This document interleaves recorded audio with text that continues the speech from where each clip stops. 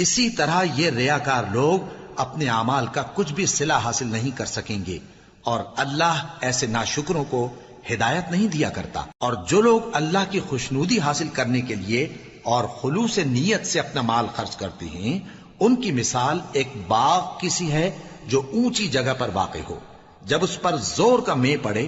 تو دگنا پھل لائے، پھر اگر مے نہ بھی پڑے تو خیر پھوار ہی صحیح، اور اللہ تمہارے کاموں کو دیکھ رہا ہے۔ بھلا تم میں کوئی یہ چاہتا ہے کہ اس کا کھجوروں اور انگوروں کا باغ ہو جس میں نہریں بہ رہی ہوں، اور اس میں اس کے لیے ہر قسم کے میوے موجود ہوں، اور اسے بڑھاپا آ پکڑے، اور اس کے ننھے ننھے بچے بھی ہوں، تو ناگہاں اس باغ پر آگ کا بھرا ہوا بگولا چلے، پس وہ جل جائے۔ اس طرح اللہ تم سے اپنی آیتیں کھول کھول کر بیان فرماتا ہے تاکہ تم سوچو اور سمجھو۔ مومنو،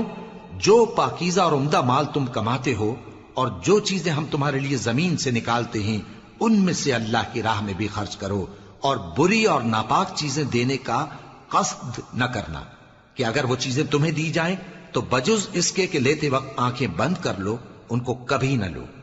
اور جان رکھو کہ اللہ بے نیاز ہے، خوبیوں والا ہے۔ شیطان تمہیں تنگ دستی کا خوف دلاتا اور بے حیائی کے کام کرنے کو کہتا ہے،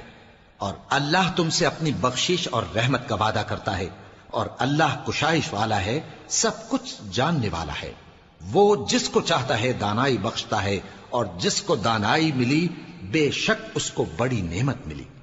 اور نصیحت تو وہی لوگ قبول کرتے ہیں جو عقل مند ہیں، اور تم اللہ کی راہ میں جس طرح کا خرچ کرو یا کوئی نذر مانو، اللہ اس کو جانتا ہے،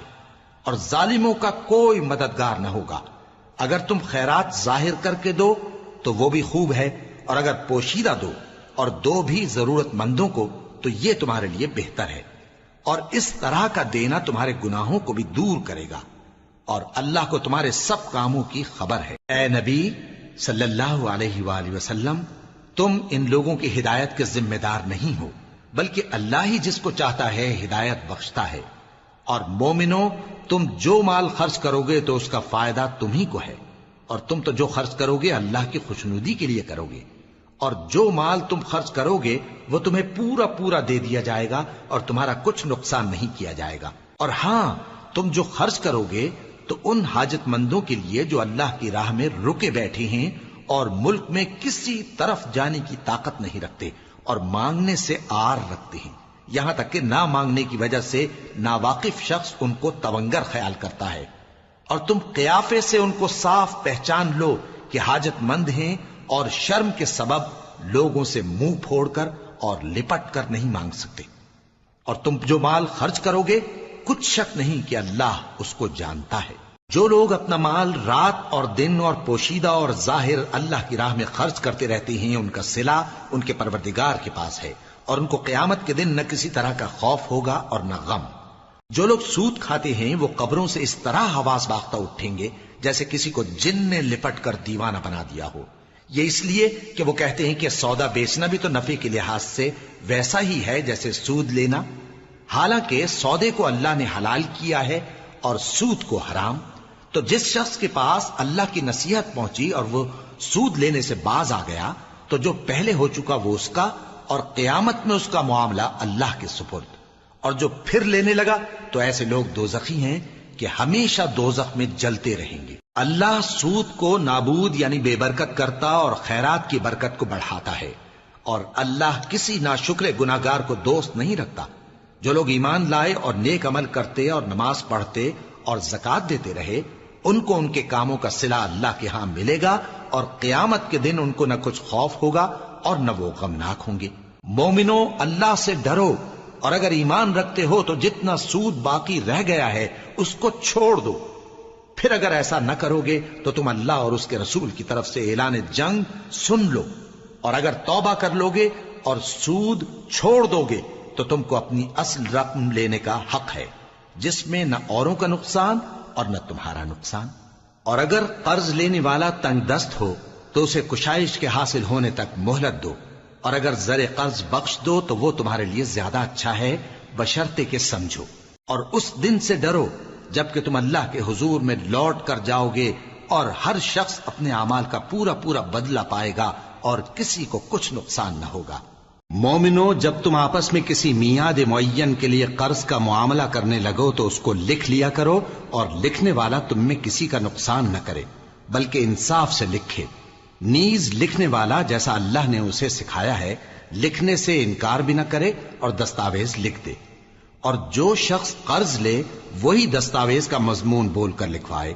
اور اللہ سے کہ اس کا مالک ہے خوف کرے، اور زر قرض میں سے کچھ کم نہ لکھوائے۔ اور اگر قرض لینے والا کم عقل یا ضعیف ہو یا مضمون لکھوانے کی قابلیت نہ رکھتا ہو تو جو اس کا ولی ہو وہ انصاف کے ساتھ مضمون لکھوائے، اور اپنے میں سے 2 مردوں کو ایسے معاملے کے گواہ کر لیا کرو، اور اگر 2 مرد نہ ہوں تو 1 مرد اور 2 عورتیں جن کو تم گواہ پسند کرو کافی ہیں، کہ اگر ان میں سے ایک بھول جائے گی تو دوسری اسے یاد دلا دے گی، اور جب گواہ گواہی کے لیے طلب کیے جائیں تو انکار نہ کریں، اور قرض تھوڑا ہو یا بہت اس کی دستاویز کے لکھنے لکھانے میں سستی نہ کرنا۔ یہ بات اللہ کے نزدیک نہایت قرین انصاف ہے، اور شہادت کے لیے بھی یہ بہت درست طریقہ ہے۔ اس سے تم کو کسی طرح کا شک و شبہ بھی نہیں پڑے گا۔ ہاں، اگر سودا دست بدست ہو جو تم آپس میں لیتے دیتے ہو تو اگر ایسے معاملے کے دستاویز نہ لکھو تو تم پر کچھ گناہ نہیں۔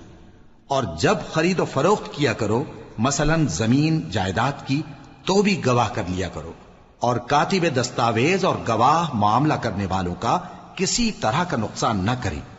اگر تم لوگ ایسا کرو تو یہ تمہارے لیے گناہ کی بات ہے، اور اللہ سے ڈرو اور دیکھو کہ وہ تم کو کیسی مفید باتیں سکھاتا ہے، اور اللہ ہر چیز سے واقف ہے۔ اور اگر تم سفر پر ہو اور دستاویز لکھنے والا نہ مل سکے تو کوئی چیز رہن با قبضہ رکھ کر قرض لے لو، اور اگر تم میں سے کوئی دوسرے کو امین سمجھے یعنی رہن کے بغیر قرض دے دے تو امانت دار کو چاہیے کہ صاحب امانت کی امانت ادا کر دے،